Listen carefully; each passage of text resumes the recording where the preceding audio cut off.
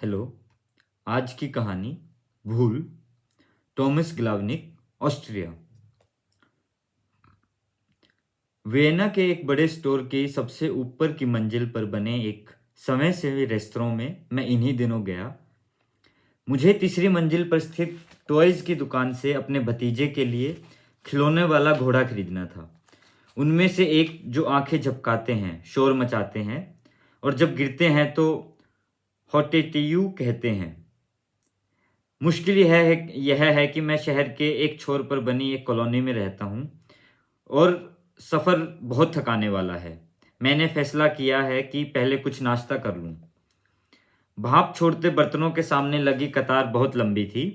मैं एक पाँव से दूसरे पाँव पर खड़ा हो रहा था, बार बार अपने से आगे खड़े आदमी की पड़ताल कर रहा था, ऊंची आवाज़ में अपना असंतोष प्रकट कर रहा था।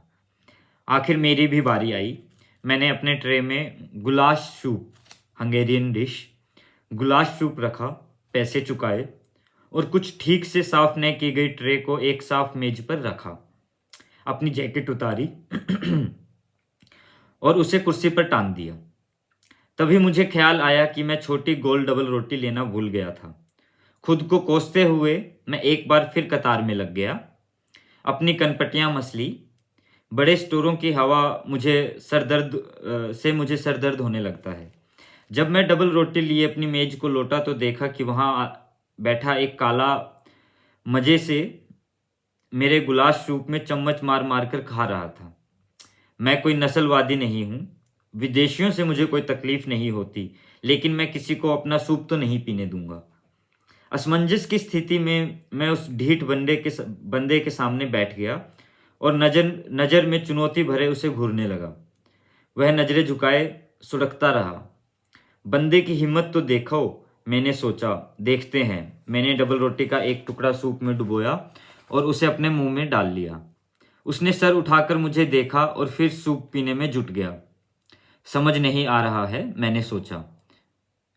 यह दिखाने के लिए कि मैं विदेशियों का दुश्मन नहीं हूं, लेकिन फिर भी अपना सूप नहीं गंवाना चाहता, मैंने गोल डबल रोटी के छोटे छोटे टुकड़े किए और उन्हें डुबो डुबो कर खाना शुरू किया। मैं डुबोता गया और खाता गया।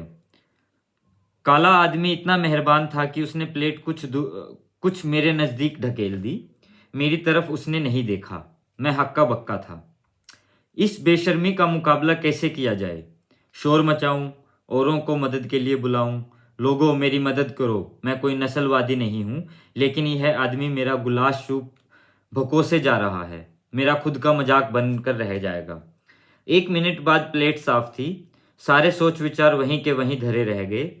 काले आदमी ने मेरे नैपकिन से अपना मुंह पोंछा, मेरी ओर देखकर सिर हिलाया, खड़ा हुआ और चला गया। मैं मुंह बाएं देखता ही रह गया। उसी लम्हे मेरा ध्यान गया कि मेरी जैकेट गायब थी। रुक जा, खड़ा हो जा, मैं चिल्लाया और उछलकर खड़ा हो गया। रोको इसे, इसने मेरी जैकेट चुराई है। मेरे चीखने चिल्लाने से आसपास की मेजों पर बैठे लोगों का ध्यान मेरी ओर खींचा। मेरी तरह रेस्तरां में इधर से उधर घूम रही थी। क्या कोई मेरी सुनेगा? क्या हम एक साथ मिलकर इस शख्स का पीछा करेंगे? तभी मेरी नज़र साथ वाली मेज की कुर्सी पर टंगी मेरी जैकेट पर पड़ी। मेरा गुलास सूप भी वहीं पड़ा था, छुआ तक नहीं था किसी ने। कमाल है, इस समय से भी रेस्तरां में सभी मेजें सचमुच एक सरीखी लगती हैं। Thank you.